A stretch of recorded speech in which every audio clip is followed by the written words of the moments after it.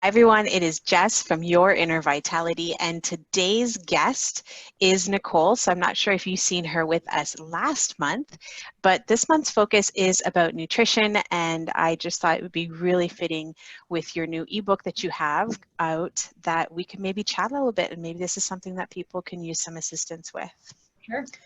So Nicole, Dr. Nicole Panethere, she is a naturopathic doctor. And if you can just kind of do an introduction of yourself for any of those who do not already know you already. Yeah, so as Jess said, I'm a naturopathic doctor. I practice in Whitby. I do have a general practice, so I see pretty much anything you would see a family doctor for. Anything from digestive issues, energy issues, sleep, mood, skin, or just not really knowing what's going on and knowing that you need some support but not really knowing where to start.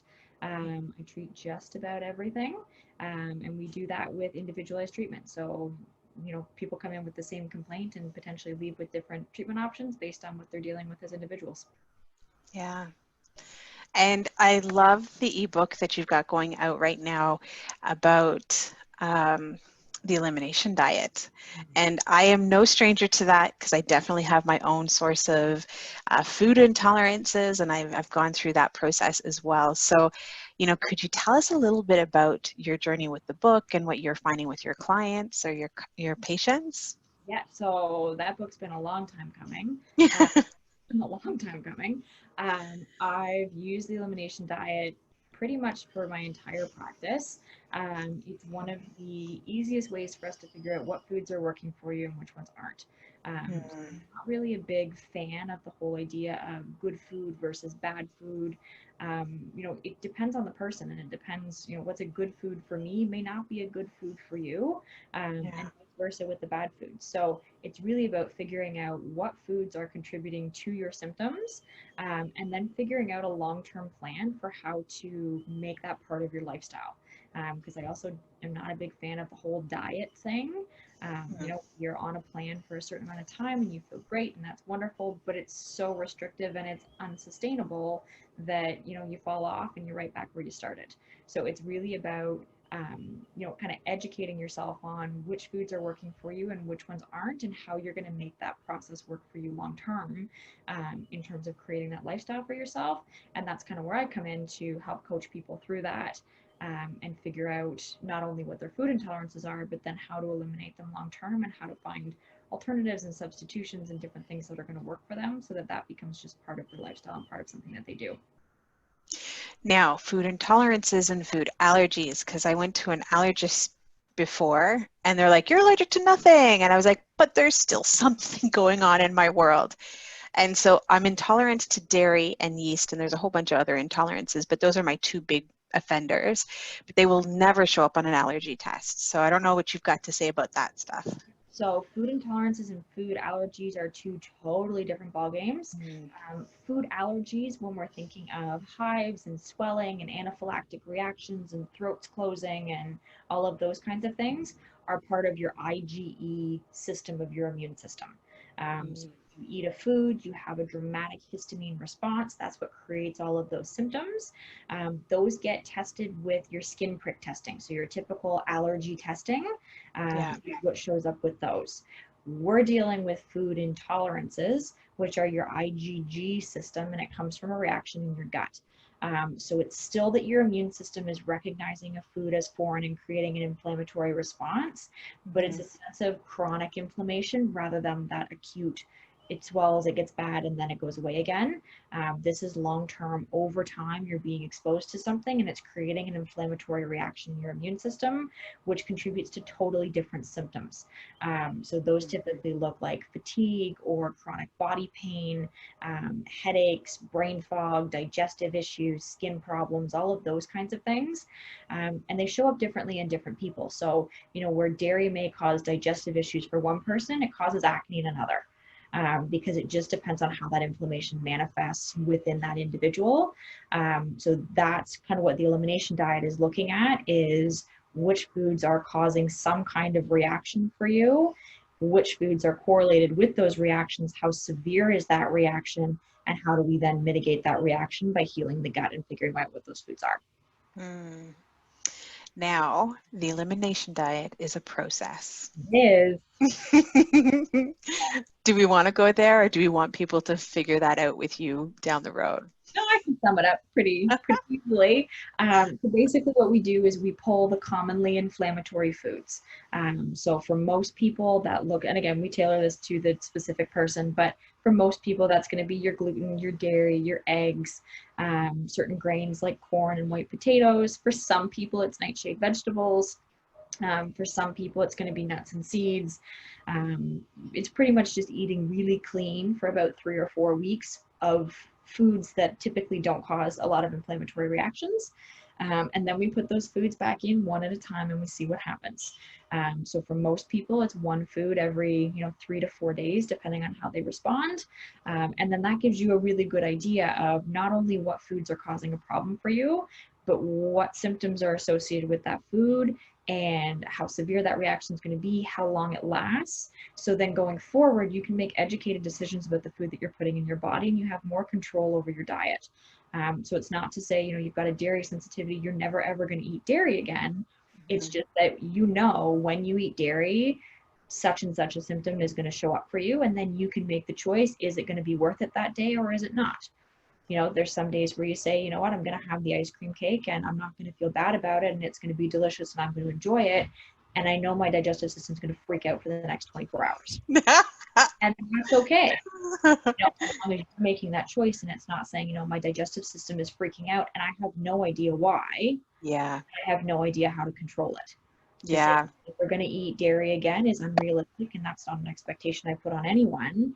But it's more figuring out, okay, on the days where you say, you know what, I've got a big presentation tomorrow and I need to not have my digestive system freak out. What are my alternatives? What else can I do when it's not worth it anymore? Mm-hmm. Learning what my intolerances have literally changed my life. I just, there were medications that I was on for over a decade for my breathing, and the wildest fact that I couldn't even do a day without that medication, or else I couldn't walk 10 feet without feeling out of breath, and that I had run a marathon. And just by eliminating some of these food intolerances, I've not been on that prescription or medication ever since. And I found it a huge difference in my life. On top of everything else, like you're right, there's different symptoms for everybody, and breathing was one thing, acne was another. The digestive systems were a huge part of that too. So I guess, when someone's going through this, because I remember the idea of taking some of these things out of my diet, I was just like, what else do I have to eat other than dust? You know what I mean? Like I almost felt, I'm like, how do you take dairy out? Right? Yeah. So I don't know if you've got any tips on that. Yeah, typically when I take dairy away, it's like I'm taking away someone's firstborn. Yeah. It's a big shocking moment. And what will I do without cheese? It's my job to walk you through that, because everyone's got their different trigger foods they're their comfort foods, their love foods, their celebration foods, whatever that is. Mm-hmm. And that's different for everyone. For some people, that's bread. I say we're not going to have bread, and well, what will I eat? I eat bread 4 times a day. Yeah. Okay, so that could be a signal that food is not working for you, number one. Mm-hmm. Typically we crave the foods that actually don't work for us, which is kind of cruel, but it is how it is. Mm-hmm. So usually if you're having kind of that gut reaction of how will I survive without this food, that actually means a lot of what's going on in your system. But again, I coach people through that of, what are some solutions that are going to work for you, whether that's, meal recipes or diet plans or accountability, or, people who, my patients who email and say, I'm having a really hard time with breakfast. What do I do? Give me some breakfast options that work. Give me some snack options that work. Because everyone's got their own struggles and their own challenges that come with it. So it's really about kind of coaching people through that and making it as feasible as possible, so that it is sustainable long-term. And I always tell people, it's not cheating. It's a choice, and take something from that, learn something from that you gave in and you had the ice cream. What did you learn? What did your body do? How long did that reaction happen for? How severe was it? so that going forward, it's not a failure, it's not a mess up, it's not that you can't do this. What did you take from that so that you can use that information going forward to either make a better choice or not? I'm not here to police. That's not my job. My Yeah. job is to facilitate. And a lot of people eventually find, they have the foods that are triggers for them, and they can make that educated choice because they've got an alternative. And at some point, certain foods are just not worth it based on their symptoms. So Mm, it's more an education process than a strict diet, you can't have deprivation kind of thing. yeah. I found the more that I was consistent with my diet and keeping those things out of my diet, I have found now, it's been probably 8, 9 years now that it's been out of my diet for the most part. When I do have them, the symptoms aren't quite as bad as they used to be. And I also know what to expect now, so I can control a little bit of who I'm around or where I'm at or what's happening when that does occur, right? And that's the thing too, as your gut heals and as your system changes from not having that inflammatory food in your system all the time, there are going to be certain foods at some point that you can get away with. There's some Yeah. people who say, I have the dairy and I'm a little bit bloated. Well, okay, that's not a game-changing reaction. That's not going to ruin your day. Mm-hmm. You can make the educated decision of, do I need to wear a tight-fitting dress later that I'd really rather not be bloated in, or put on some sweatpants and be okay with it, Yeah. right? It doesn't have to be an extreme reaction for us to gain something from it in terms of insight. And either way, as long as you're gaining something from that and you're able to make an educated decision about your food, Mm-hmm. that's what we're going for. It's not meant to be a strict thing. It's what foods are going to work for you and what foods aren't, and how do you do that long term so that your diet works for you. And some of the recipes that I've followed of yours some of them are super easy and everyday foods. So it's not even a scenario that I have to introduce myself to these exotic, expensive, crazy things. It can be done on any kind of budget and anybody's diet. I'm a big believer that eating well should not be hard. As soon as we start to make it hard and we start to use ingredients that you don't even know what they are, let alone where to buy them or how to use them or how to store them or what to do, then Yeah. where people say, this is too hard, I can't do it. We need to make it feasible. There are people who enjoy doing that. They love experimenting with recipes and trying new ingredients and working through that. If that's you, that's okay. But most of us, we have jobs and we have kids and we have lives and we have houses and we have things that we're responsible for that take time, and doing a 3-hour dinner is not feasible for most people. So put that as an expectation doesn't really make a lot of sense because it's not something that someone can stick with.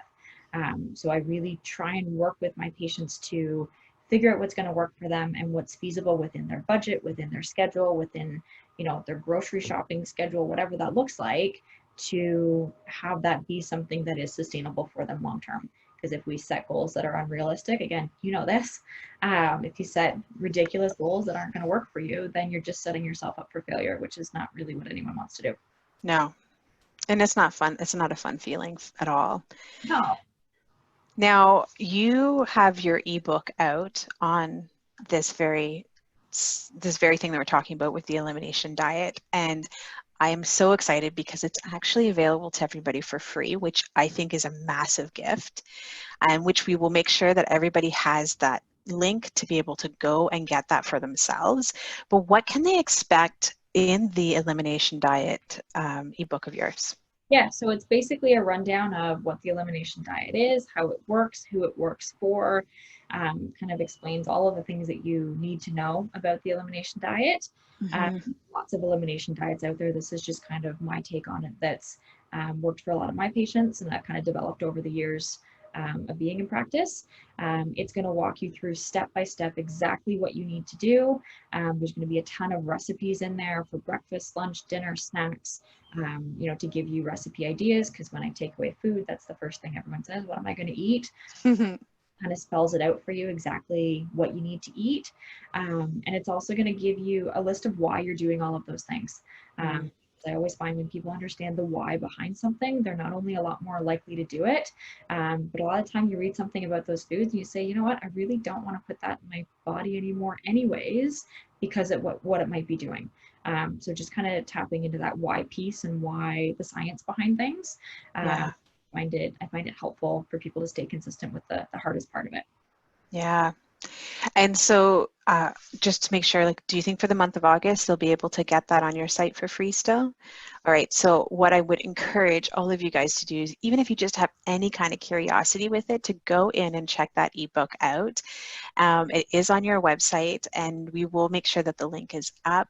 Nicole, if someone wants to learn a little bit more or maybe get some more support with that, what would be the best way for them to get in contact with you? Yeah, so there's a contact form right on my website. Okay. You've got questions, you've got concerns, you want to book an appointment, you feel like you have no idea what you're doing with the elimination diet and you need some support, definitely just shoot me a message through the contact form and I'll get back to you Okay. if I can. And yeah. And I'll make sure that you guys also have access to that contact form, so that an easy click in case you want to just get in connection with her right away and be able to have that support that you're needing for your world of nutrition and any worlds of intolerance. You know, Dr. Nicole Panethere, I call you Nicole. It's been awesome chatting with you today. I really do appreciate the time that you spent with us. Is there anything else you wanted to chat and share with anybody before we let you go? No, I think that's it. I mean, just keep in mind how important the food that we put into our bodies is. Yeah. If you're looking to do one form of self-care or one form of caring for yourself in any way, or your family or your friends or whatever that looks like, food is a really good foundational place to start, because what we eat becomes who we are. And if you're looking to make a change in any aspect of your life, having that as a foundation is a really good place to start. Oh, I feel like we just need to end it at that. That was beautifully said. So everybody, thank you so much. It is Jess from Your Inner Vitality with Nicole, the Dr. Nicole Panethere, naturopathic doctor. All of her contact information will be available to you guys as well in the newsletter. And be sure to touch base with either one of us if you need any support.